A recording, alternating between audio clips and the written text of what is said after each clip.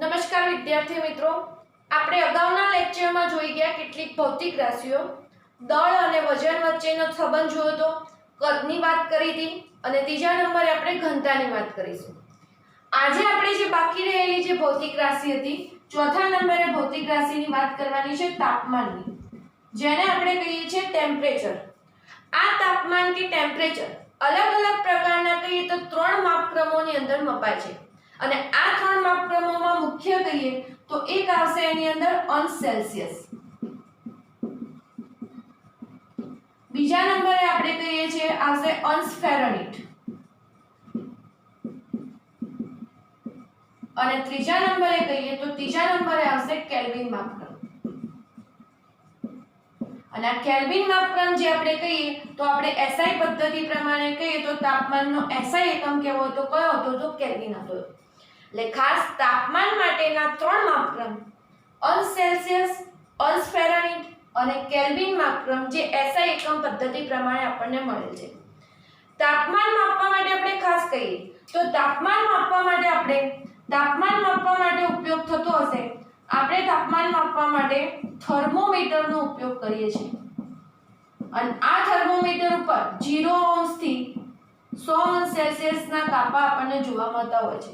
જો ફેરનહીટમાં લીધેલા હશે તો ફેરનહીટમાં 32 અંશથી 212 ડિગ્રી, જે તો ડોક્ટરનું જે થર્મોમીટર હશે ખાસ એની અંદર યુઝ થતો હોય છે, પણ સામાન્ય જે પ્રયોગશાળામાં ને બધા થર્મોમીટર વપરાતા હશે એ સેલ્સિયસ માપક્રમ પ્રમાણે આપેલા હોય છે અને સેલ્સિયસ માપક્રમ પ્રમાણે થર્મોમીટર ઉપર 0 અંશથી 100 અંશ સેલ્સિયસ સુધીનો માપક્રમ હોય છે. અને જો ફેરનહીટ માપક્રમમાં એ લીધેલો હોય તો ફેરનહીટમાં હશે 32 અંશથી 212 અંશ સુધીનું, આટલું મૂલ્ય અંશ ફેરનહીટનું એની અંદર દર્શાવેલું છે. આ 0 અંશ સેલ્સિયસ અને 100 અંશ સેલ્સિયસ અનુક્રમે પાણીનું ઠાર બિંદુ, કારણ કે પાણીનું ઠાર બિંદુ 0 અંશ સેલ્સિયસ અને 100 અંશ સેલ્સિયસ પાણીનું જે ઉત્કલન બિંદુ હતું તેના ઉપરથી આ માપક્રમ લીધેલ છે. એટલે આ 0 અંશ સેલ્સિયસ અને 100 અંશ સેલ્સિયસ પાણીનું ઠાર બિંદુ અને પાણીનું જે ઉત્કલન બિંદુ હશે એના ઉપરથી આ થર્મોમીટર ઉપર એ બંને મૂલ્યોના વચ્ચેનો સ્કેલ હશે આપણને આપેલો હોય છે. અને જે જુદા જુદા આપણે ટેમ્પરેચર કહીએ, ઉનાળાના દિવસોમાં આપણે કહીએ તો મોટાભાગે શબ્દો વાપરતા હોઈએ છીએ કે આજે તો 40 અંશ સેલ્સિયસ ઉપર ટેમ્પરેચર છે, ગરમી પડી છે. એટલે તાપમાન શિયાળો હશે તો આપણે કે 10 અંશ સેલ્સિયસથી નીચું તાપમાન છે, એટલે કે તાપમાન 0 તરફ જઈ રહ્યું છે. એટલે 0 તરફ જવું એટલે પાણીનું ઠાર બિંદુ બરફ થવા તરફ જઈએ. તો આ વસ્તુ ખાસ તાપમાનની તમે લગભગ જાણતા જ હશો, પણ એની અહીંયા વાત કરેલી છે. એક વસ્તુ બીજી ખાસ ધ્યાનમાં રાખવાની કે અંશ સેલ્સિયસ અને અંશ ફેરનહીટ એ બંનેમાં અહીંયા ડિગ્રી સિમ્બોલ બતાવવામાં આવે છે. કેલ્વિન માપક્રમમાં કદી રીતે અહીંયા ડિગ્રી લખવાની થતી નથી. એટલે કેલ્વિન SI એકમ હતો અને કેલ્વિનમાં આપણે એ રીતે ડિગ્રી લખતા નથી. પછીની વાત કે આ ત્રણેય એકમોનો એકબીજા વચ્ચે સંબંધ હોય અને ત્રણેય એકમોને એકબીજામાં કન્વર્ટ કરવાના જે MCQ ટાઈપ કે 1 માર્ક્સના જે પ્રશ્નો હોય છે એ ખાસ આપણે એક્ઝામમાં પૂછાતા હોય છે. તો આની અંદર વાત કરીએ કે અંશ ફેરનહીટ માપક્રમ હશે. અંશ ફેરનહીટને સેલ્સિયસમાં ફેરવવું હોય તો અંશ ફેરનહીટ બરાબર 9/5 અંશ સેલ્સિયસ વત્તા 32. મતલબ કે તમને કોઈ સેલ્સિયસમાં ટેમ્પરેચર આપેલું છે અને આ સેલ્સિયસમાં આપેલા ટેમ્પરેચરને આપણે ફેરનહીટમાં કન્વર્ટ કરવું હોય તો આ સૂત્રનો આપણે ઉપયોગ કરી શકીએ. એની જગ્યાએ હજી સૂત્રને જો સરળ બનાવવું તો અંશ ફેરનહીટ બરાબર 9/5 નો જવાબ લેશો તો તમે 1.8 અંશ સેલ્સિયસ થશે અને વત્તા 32 કરશો તો એ પ્રમાણે જવાબ મળશે. હવે આના ઉપરથી તમે જોઈએ તો આપણે એકવાર દાખલો જ એક એક્ઝામ્પલમાં લઈ લઈએ કે દાખલા તરીકે 0 અંશ સેલ્સિયસ આપેલું છે આપણને અને 0 અંશ સેલ્સિયસને કે ફેરનહીટ માપક્રમમાં ફેરવો. 0 અંશ સેલ્સિયસને ફેરનહીટ માપક્રમમાં ફેરવવું હોય તો અંશ સેલ્સિયસ આપેલું તો તમે જે સેલ્સિયસને ફેરવો એની કિંમત મૂકશો. હવે દાખલા તરીકે 0 અંશ સેલ્સિયસને ફેરનહીટમાં ફેરવવું હોય તો 1.8 0 અંશ સેલ્સિયસ એટલે અહીંયા 0 વત્તા 32. હવે 0 જોડે કોઈનો ગુણાકાર 0 એટલે આ પદ 0 અને 32 એટલે અંશ ફેરનહીટ. મતલબ કે સીધી વાત છે કે અહીંયા આપણે સેલ્સિયસ માપક્રમ કીધું તો 0 અંશથી 100 અંશ સેલ્સિયસમાં લેવું. મતલબ કે સીધો સંબંધ થશે કે 0 અંશ સેલ્સિયસ બરાબર કેટલા ફેરનહીટ થશે 32 ફેરનહીટ, જે આપણે આના ઉપરથી મૂલ્ય ખબર પડે છે. એ જ રીતે તમે 100 અંશ સેલ્સિયસને બી ફેરનહીટમાં ફેરવીને જોજો. તમે 100 અંશ સેલ્સિયસ માટે અહીંયા કિંમત 100 અંશ મૂકશો અને 100 × 1.8 + 32 કરશો તો તમને જવાબ કેટલું મળવાનું? 212. એટલે આ તો એક સૂત્રની વાત થઈ ગઈ. આ બંને સૂત્રો ખાસ ધ્યાનમાં રાખવા. જ્યારે ફેરનહીટને સેલ્સિયસમાં તો આપણને સેલ્સિયસ આપ્યું અને ફેરનહીટમાં કન્વર્ટ કરવું હોય ત્યારે આ ખાસ આપણને 1 માર્ક્સના પ્રશ્નો માટે, એટલે ખાસ આપણે કહીએ એમસીક્યુ પ્રકારના પ્રશ્નો, નીટ જેવી એક્ઝામની અંદર બી આવા અમુક સિમ્પલ એમસીક્યુ પણ પૂછાતા હોય છે. એટલે આ એક સૂત્ર યાદ રાખે ગુજકેટમાં એમાં તો આના આધારે ઘણા પ્રશ્નો પણ પૂછાઈ ગયા છે. એટલે સૂત્ર ખાસ આ સૂત્ર યાદ ના રહે તો તમે 9/5 કરીને 1 પોઈન્ટ આનો. એટલે જે સેલ્સિયસ ને ફેરનહીટમાં કે તો અહીંયા કિંમત મૂકવાની અને ફેરનહીટ ને સેલ્સિયસમાં કે તો અહીંયા ફેરનહીટ મૂકી અને સેલ્સિયસ તે કરતા બના. અને સાદુરૂપ તો બિલકુલ સરળ છે, દરેકને આપતા આવડતું હોય એ પ્રકારનું. બીજો સંબંધ કહીએ કેલ્વિન અને સેલ્સિયસ વચ્ચેનો. કેલ્વિન અને સેલ્સિયસ વચ્ચેનો કહેશો તો કેલ્વિન બરાબર ઓન સેલ્સિયસ વત્તા 273.15. એટલે કે કોઈ પણ ઓન સેલ્સિયસને તમારે કેલ્વિન માપક્રમમાં ફેરવવું હોય તો એમાં તમારે 273.15 ઉમેરવા પડે. દાખલા તરીકે 0 સેલ્સિયસને કેલ્વિનમાં ફેરવવું હોય તો અહીંયા સેલ્સિયસની જગ્યાએ 273.15. એટલે કેલ્વિન 0 સેલ્સિયસ બરાબર કેલ્વિન કહેવા હોય તો કેટલા થશે? 273.15. એ જ રીતે તમારે 100 સેલ્સિયસ માટે કહેવું હોય તો 100 સેલ્સિયસને કેલ્વિનમાં ફેરવો તો ઓન સેલ્સિયસની જગ્યાએ શું મૂકશો? 100. અહીંયા 273.15. 100 + 273.15 કરશો એટલે 373.15 થશે. એપ્રોક્સિમેટલી તમે ઘણીવાર એક્ઝામ્પલમાં કે કોઈ બુકોમાં જોશો કે 273.15 ના લખતા, તમને ફક્ત 273 લખેલું પણ જોવા મળતું હશે. એટલે આ ઉપરથી બી આપણે એની અંદર કેલ્વિન અને સેલ્સિયસ વચ્ચે કહીએ તો 273.15 આ રીતે પણ સંબંધ જોવા મળતો હોય છે. એટલે ખાસ સારી વાત કરી દીધી. બીજું અનસેલ્સિયસના મૂલ્યો હશે એ આપણને ઋણ અને ધન બંને જોવા મળશે, કારણ કે આપણે માઇનસમાં ટેમ્પરેચર સાંભળેલા છે. શિયાળામાં કેમ પારો 0 ડિગ્રીના નીચે પણ જાય છે, એટલે કે ઠંડીનું મૂલ્ય 0 થી -4 -5, અમુક કાશ્મીરમાં એમાં તો -20 એટલે સુધીના ટેમ્પરેચર પણ થાય છે. એટલે અનસેલ્સિયસ મૂલ્યની અંદર ઋણ મૂલ્ય શક્ય છે, પરંતુ કેલ્વિન કહેતા હશો કેલ્વિન માપક્રમની અંદર કહીએ તો એની અંદર ઋણ મૂલ્ય મળતું નથી. આવી વાત એમસીક્યુમાં કે એમાં ચોપડીના સેન્ટેન્સમાંથી પૂછાય તો ખાસ ધ્યાનમાં રાખવાની કે આની અંદર ઋણ અને ધન બંને સેલ્સિયસની અંદર, અને કેલ્વિન માપક્રમ હશે. કેલ્વિન માપક્રમની અંદર ફક્ત કેવા મૂલ્યો મળતા હતા? આપણને ધન મૂલ્યો હશે. એટલે આમાં શૂન્ય કે ઋણ મૂલ્યની શક્યતા રહેતી નથી, કેમ કે 0 સેલ્સિયસ છે તો એ 273.15 થી શરૂઆત જ એની થાય છે. એટલે 273.15 થી નીચું મૂલ્ય એની અંદર આપણને મળવું શક્ય નથી. પછીની વાત કરીએ એની અંદર કે આપણને બુકની અંદર કેટલાક જુદા જુદા ટેમ્પરેચર આપેલા છે અને એ ટેમ્પરેચરને અલગ અલગ એકમ પદ્ધતિમાં કન્વર્ટ કરેલ છે. હવે આવા આપણને આપેલી કેટલી વસ્તુ છે એની અંદર એક આપેલું છે પાણીનું ઠાર બિંદુ, પછી આપેલું છે ઓરડાનું તાપમાન, બીજું કીધું છે માનવ શરીરનું તાપમાન, અને એક વાત કરેલી છે પાણીનું ઉત્કલન બિંદુ. પાણીનું ઠાર બિંદુ એટલે જે તાપમાને પાણી બરફમાં રૂપાંતર પામશે, અને પાણીનું ઉત્કલન બિંદુ એટલે જે તાપમાને પાણી બાષ્પમાં પીગળશે. તમને બુકની અંદર 3 માપક્રમની અંદર આના મૂલ્યો આપેલા છે, પણ આપણે જોઈએ એક કોઈ પણ એક રીતે આપણે મૂલ્ય યાદ રાખશો તો આ સૂત્ર જાણતો હોય તો આપણે ઉપરથી એને કન્વર્ટ તો કરી શકીએ.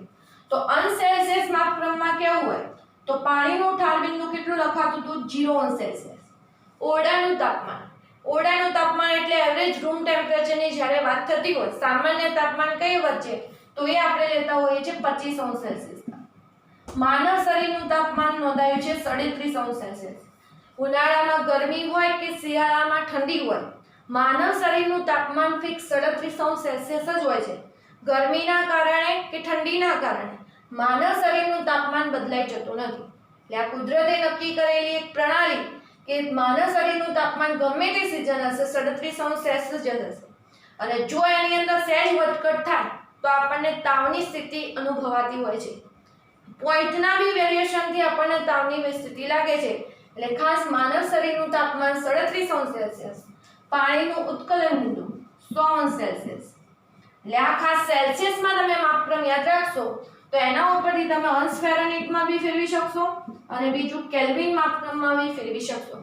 ફરીથી કહી દઈએ, અંશ એક ઉદાહરણ જોઈએ કે દાખલા તરીકે પાણીનું ઠાર બિંદુ 0 અંશ સેલ્સિયસ હતું, એને ફેરનહીટમાં ફેરવવું છે તો કયું સૂત્ર વાપરશું આપણે? આ એટલે અહીંયા અંશ સેલ્સિયસની જગ્યાએ 0 મૂકશો વત્તા 32 એટલે 0 અંશ સેલ્સિયસના ફેરનહીટ કહેવાય તો કેટલા થશે? 32 અંશ ફેરનહીટ થશે. અને કેલ્વિન કહેવાય તો અહીંયા કેલ્વિન અને સેલ્સિયસ વચ્ચેનો સંબંધ 0 અંશ સેલ્સિયસ અહીંયા મૂકશો એટલે 0 વત્તા 273.15 અને આ રીતે તમે અલગ અલગ એકમો અંદર ફેરવી સૂત્રમાં કિંમતો મૂકી અને દરેકનું સાદુરૂપ આપી અને કિંમતો શોધી શકો છો. તો એકવાર જાતે જ સૂત્ર આપણી બધી કિંમતો ચેક કરી લેવી જેથી તમારું સૂત્ર પણ મોઢે થઈ જાય અને જોડે જોડે ટેમ્પરેચર યાદ પણ થઈ જાય.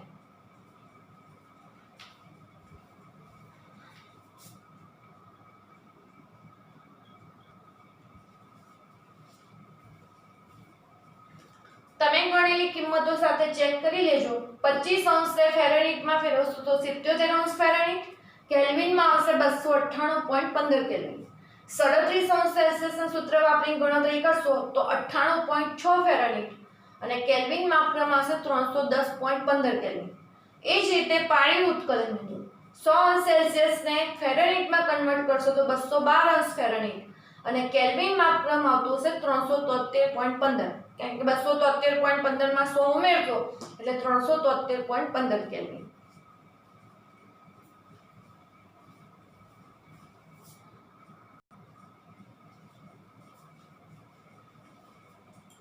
હવે જોઈએ માપનમાં અનિશ્ચિતતા વૈજ્ઞાનિક સંકેત પદ્ધતિ કેમ આપવી પડે એની વાત.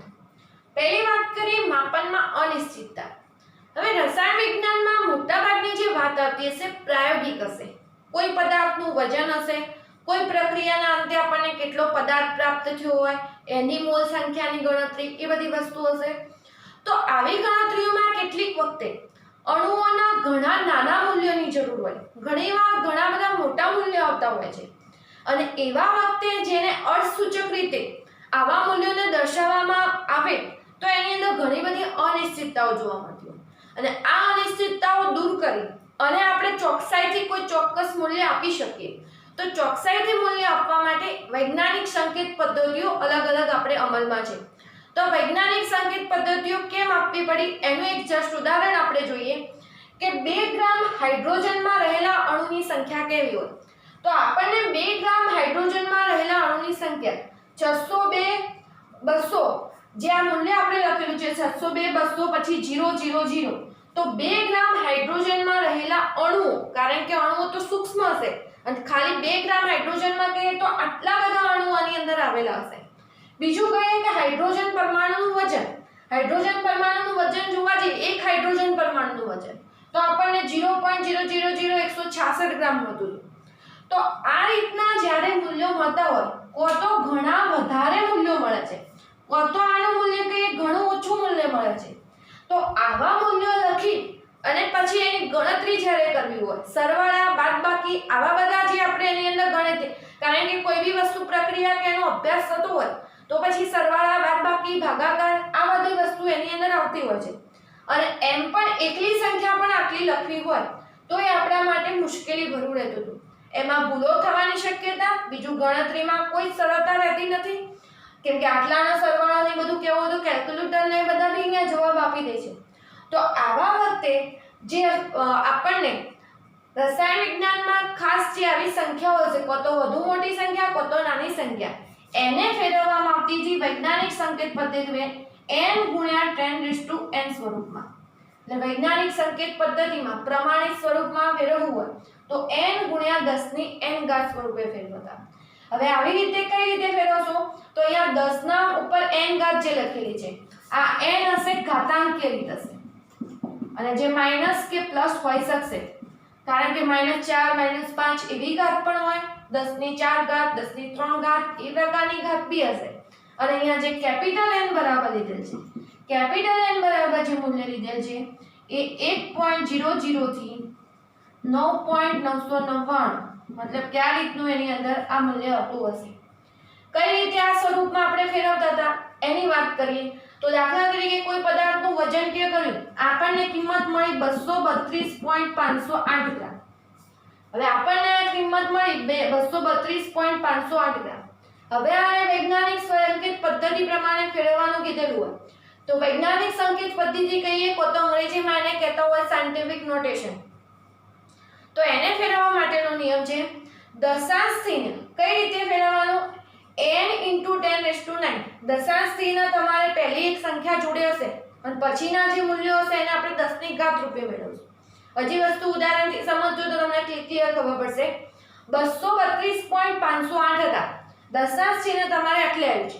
દશાંશ ચિહ્નની આગળ ફક્ત એક જ આપણે સંખ્યા લાવવી હોય તો દશાંશ ચિહ્નને આપણે આટલે ખસેડવું પડે પ્રમાણિત સ્વરૂપ. હવે દશાંશ ચિહ્નને આટલે ખસેડીએ એટલે એક સ્થાન અને અહીંયા બે સ્થાન ખસશે.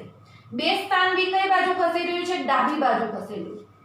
દશાંશ ચિહ્ન જે આ બાજુ ખસે તો ડાબી બાજુ, પેલી બાજુ ખસે તો જમણી બાજુ. તો હવે આ કિંમતને આપણે લખશું તો 2.32508 મતલબ કિંમત એની જ રહેશે. દશાંશ સ્થાન તમારે આવી રીતે પ્રમાણિત સ્વરૂપમાં n એટલે 1 થી 9 વચ્ચેની સંખ્યા આપણે લઈએ તો મતલબ કે અહીંયા કોઈ બી એક આ રીતની સંખ્યા જોઈએ 1 થી 9 વચ્ચેની. 9.99 લખેલું એટલે અહીંયા 9 જ આવવાનું આપણે સીધી વાત છે. તો 2.32508. હવે આ રીતે ફેરવવા માટે આપણે દશાંશ સ્થાન ટોટલ કેટલા ખસ્યા, 2 સ્થાન ખસ્યા. તો 10 ના ઉપર લખાશે 2 ઘાત, 10 ની 2 ઘાત. ખાસ યાદ રાખજો વિદ્યાર્થી મિત્રો, જ્યારે આપણે ડાબી બાજુ ખસીએ છીએ તો 10 ની પ્લસ ઘાત આવશે. મતલબ કે ઘાતમાં વધારો થતો હશે કેમ કે તમે આ બાજુ ખસી જાઓ. તો આ રીતે એની અંદર પ્રમાણિત સ્વરૂપમાં ફેરવવામાં આવતું હતું. હજી આપણે એની અંદર ખાસ બીજું એક ઉદાહરણ જોઈએ કે દાખલા તરીકે આપણને કિંમત આપેલી છે 3258. હવે આ 3258 આપણને તો કિંમત યોગ્ય લાગે છે પણ આપણે n * 10:n પ્રમાણે કિંમતને ફેરવવી છે. હવે આ પ્રમાણે ફેરવવી છે. આમાં આપણને હવે કયા દશાંશ ચિહ્ન તો દેખાતું નથી તો નથી દેખાતું પણ કિંમતના અહીંયા અંતે દશાંશ ચિહ્ન હંમેશા હોય જ. આપણે અહીંયા લખીએ કે ના લખીએ 0.0 લખી શકાય. કઈ રીતે 5 હોય કે 5.0 તો આપણે એમાં કોઈ ફરક પડતા નથી એટલે 5 ના પછી લખતા નથી પણ દશાંશ ચિહ્ન હોય જ. હવે આ કિંમત હશે એટલે અહીંયા 0 ના લખીએ તો પણ ચાલે, 0 લખેલો હશે તો એનાથી કિંમતમાં કોઈ ફરક પડશે નહીં. તો હવે આની અંદર દશાંશ ચિહ્નને 1, 2 અને 3 સ્થાન ખસશે દશાંશ ચિહ્ન ત્યારે અહીંયા આવશે એટલે હવે લખાશે 3.258 પણ તમે ડાબી બાજુ કેટલા સ્થાન ખસ્યા 3 એટલે ઉપર કેટલી ઘાત લખાશે 10 ની 3 પ્લસ ઘાત. એટલે ખાસ ધ્યાનમાં રાખવાનું આ રીતે જેટલા સ્થાન દશાંશ ચિહ્ન ખસે આટલે હતું એટલે 1, 2 અને 3 સ્થાન ખસીને અહીંયા આવ્યું તો 10 ની પ્લસ ઘાત થાય. ડાબી બાજુ દશાંશ ચિહ્ન ઘટે ખસે તો ઘાતમાં વધારો થશે. આ જ વસ્તુ જો આ રીતની આપેલી હોત આપણને 0.0258 આપેલું હતું અને 0.0258 કિંમત આપેલી. હવે આમાં તો 0 પોઈન્ટ પ્રમાણિત સ્વરૂપ પ્રમાણે 1 અને 9 વચ્ચેની કિંમત જોઈએ તો આ વખતે દશાંશ ચિહ્નને આપણે આ બાજુ ખસેડવું પડશે 1 અને 2 સ્થાન એટલે 2.5. દશાંશ ચિહ્ન આટલે હતું, એક સ્થાન 2 સ્થાન ખસ્યું એટલે આટલે ખસીને અહીંયા આવ્યું એટલે 2.5 8 જે હતી એ તો કિંમત થઈ ગઈ પણ 2 સ્થાન ખસ્યું એટલે 10 ની -2. અહીંયા આ વખતે દશાંશ ચિહ્ન કઈ બાજુ ખસેલું છે, જમણી બાજુ. અને જમણી બાજુ ખસે તો કઈ ઘાત આવશે, માઈનસ ઘાત આવશે. એટલે ખાસ 2 સ્થાન ખસે તો માઈનસ સ્થાન. એટલે આ રીતે ખાસ ડાબી બાજુ ખસે તો 10 ની પ્લસ ઘાત, ઘાતમાં વધારો. જમણી બાજુ જ્યારે દશાંશ સ્થાન ખસે ત્યારે ઘાતમાં ઘટાડો, માઈનસ ઘાત. જેટલા સ્થાન ખસ્યું હોય એટલી 10 ની માઈનસ ઘાત કરી દઈએ. હજી આપણે એની અંદર હજુ વધારે ઉદાહરણ જોઈએ.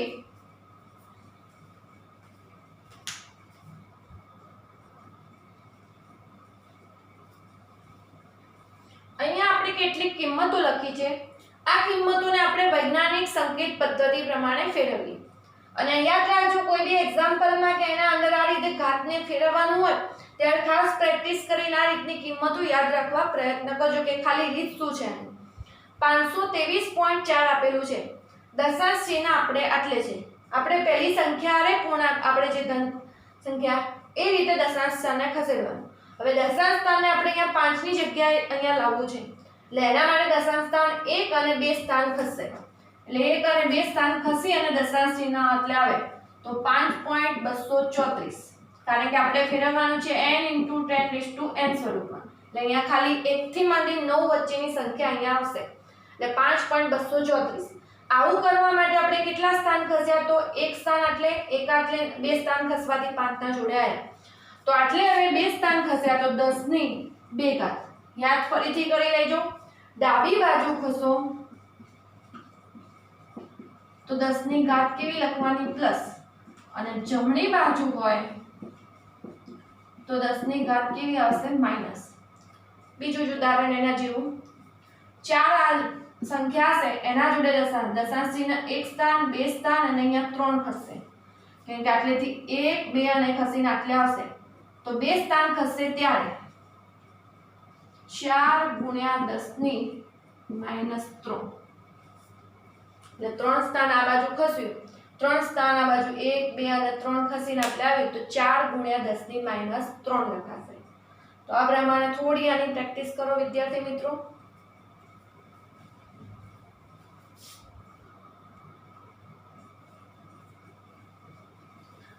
31 28 આપેલું છે, પોઈન્ટ નથી પણ આટલે પોઈન્ટ હોય સમજી લેવાનું, તો પોઈન્ટ 1 2 3 3 સ્થાન ખસશે, 3.128 ડાબી બાજુ ખસે છે તો 10 ની 3 ઘાત, 64000.